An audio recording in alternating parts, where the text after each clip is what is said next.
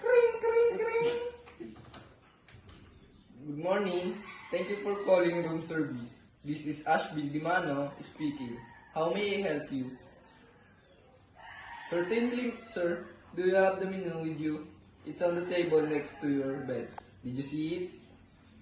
May I ask your name and room number, please? Okay, Sir Julius. Thank you for that information. Okay, Sir Julius. Of room 206, may I take your order? Would you like or not? How about some juice? Is there anything else that you would like to order? Okay, Sir Julius. May I repeat your order?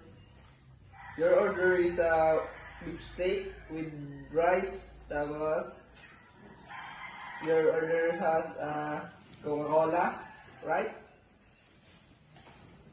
Your order will be delivered within 15 to 20 minutes. Would you like to deliver right away or specific time?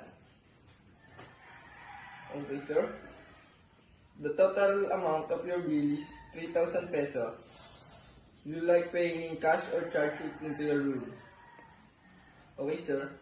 How much bill do you need change for?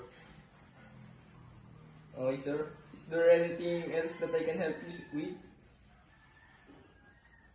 Thank you for bringing up that concern. Would you like me to transfer your call to the right department to address your concern? Okay, sir. Have a nice day.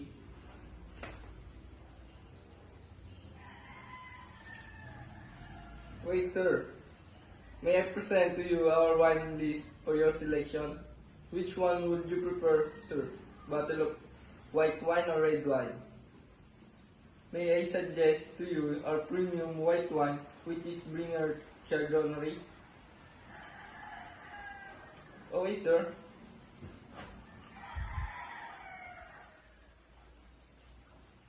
Okay, Sir Julius. Excuse me, sir.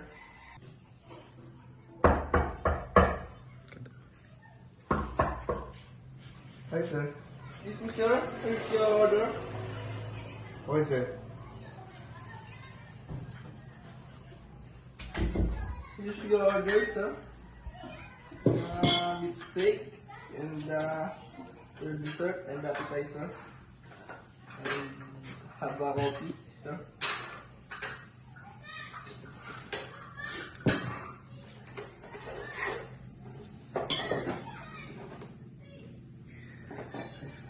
Excuse me, sir. Okay, sir. Thank you.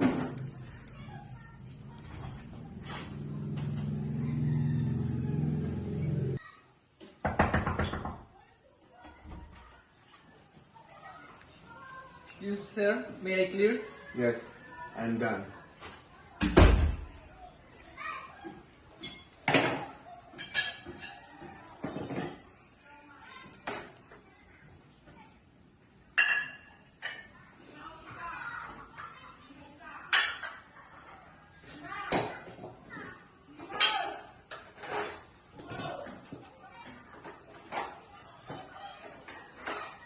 Okay, sir. It's all clear.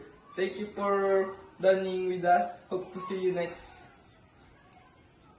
Thank you, sir. Thank you for calling room service. Hope to see you next.